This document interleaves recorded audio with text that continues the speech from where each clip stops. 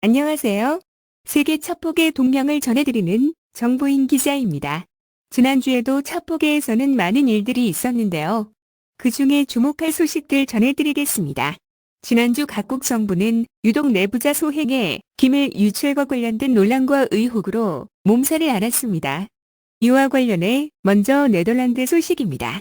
네덜란드 수사당국이 최근 정부에서 대테러 업무를 담당하는 남녀 요원 2명을 긴급 체포해 조사 중입니다.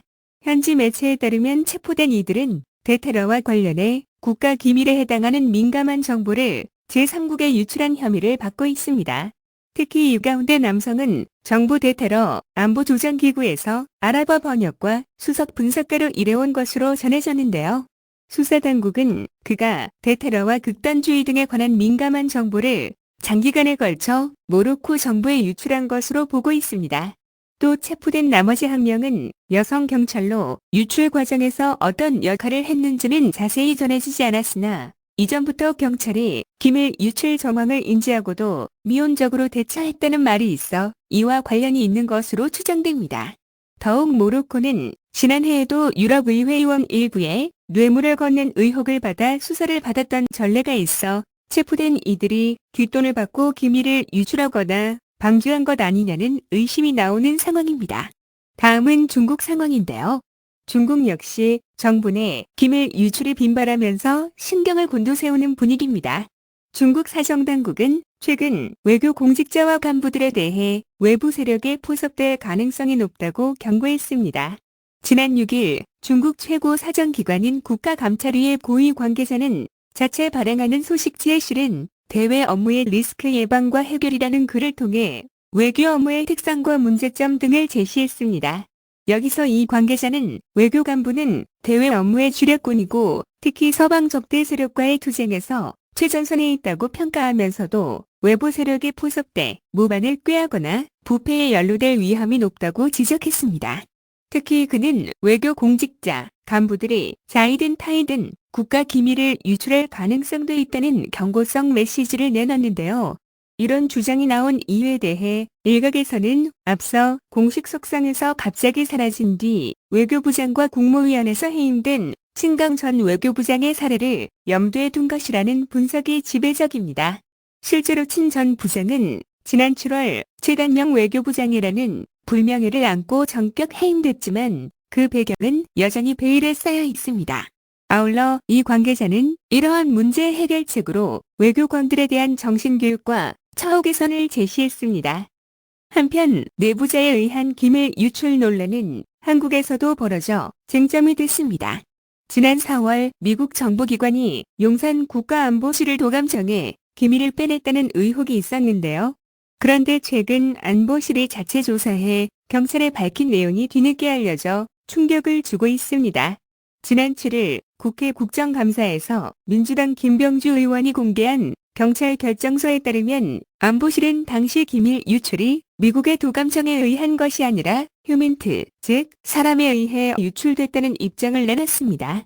이는 기존 CIA나 NSA 등 미국 정보기관들의 도감청 행위가 있었던 것으로 일반에 알려진 것과 전혀 다른 내용인데다 내부자에 의해 미국으로 기밀이 넘어갔다는 말이 돼 논란이 일었습니다.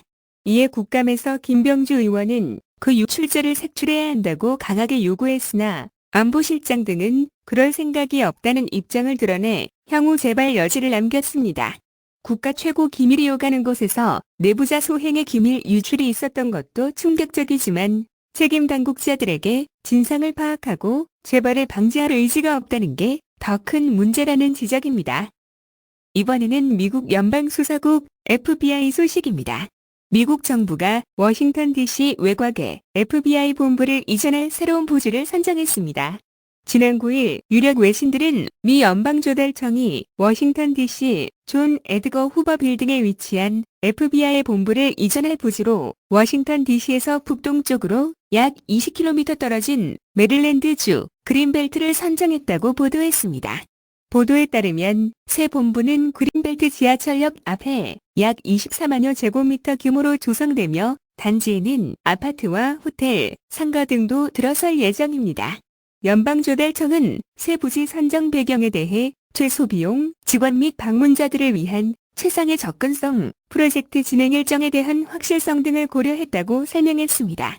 1975년 완공된 현재의 본부는 FBI 창설자 겸 초대 국장으로 48년간 재임하며 전설적 첩보사를 쓴 존 에드거 후버의 이름을 따 세계 수사 및 첩보기관의 상징처럼 여겨져 왔는데요. 일부 성곽 같은 외향으로 남성미 넘치는 경찰 본부라는 호평도 있었으나 딱딱한 디자인과 답답하고 효율성 떨어지는 내부 구조로 인해 끊임없이 불만이 제기되어 왔습니다. 더욱 후버가 사망한 뒤 인권 유린, 정치적 뒷거래 등 각종 치부가 드러나면서 명칭도 잦은 시비거리가 됐습니다. 이런 상황에서 2000년대 들어 내부에서 물이 새고 외벽이 갈라지는 등 급격한 노후화가 보고돼 이전 또는 재건축 논의가 본격화됩니다. 이에 미국 정부는 2011년부터 현 빌딩을 보수하면서 사용하는 방안을 포함해 빌딩 전체를 리모델링하는 방안, 현 부지에 재건축하는 방안, 새 부지를 선정해 완전 이전하는 방안을 두고 고심을 거듭하다 이듬해 완전 이전을 확정했습니다. 이후 이전 예정 부지로 메릴랜드주 그린벨트와 랜도버, 버지니아주 스프링필드를 두고 저울질해왔지만 10억 달러 이상의 비용이 소요되는 등 재정 부담을 이유로 트럼프 행정부에서 이전 대신 재건축으로 계획을 변경하는 곡절을 겪었습니다. 이번 결정과 관련해서도 아직 여러 변수가 남아있어 계획 추진까지는 넘어야 할 산이 많다는 관측입니다. 실제로 새 부지로 선정된 메릴랜드 주지사와 지역구 의원들은 지역 개발과 일자리 창출을 기대하며 크게 환영하고 있지만 경합을 벌여온 버지니아주가 절차적 문제를 들어 강하게 반발하는 데다 FBI 고위층이 백악관 등과의 접근성을 고려해 현재의 부지의 재건축을 선호하는 것으로 알려지는 등 이견이 적지 않습니다. 무엇보다 앞서 이전 계획을 취소하고 재건축으로 변경했던 도널드 트럼프 전 대통령이 내년 대선을 통해 복귀할 가능성도 남아있어 후버 빌딩으로 대표되는 FBI 본부 이전 문제는 워싱턴 정가에서 암암리의 뜨거운 쟁점이 될 것으로 보입니다. 오늘 전해드릴 소식은 여기까지고요. 다음 시간에 더 유익한 소식으로 만나 뵙겠습니다. 소식이 유익하셨다면 좋아요, 댓글, 그리고 구독도 부탁드리겠습니다. 감사합니다.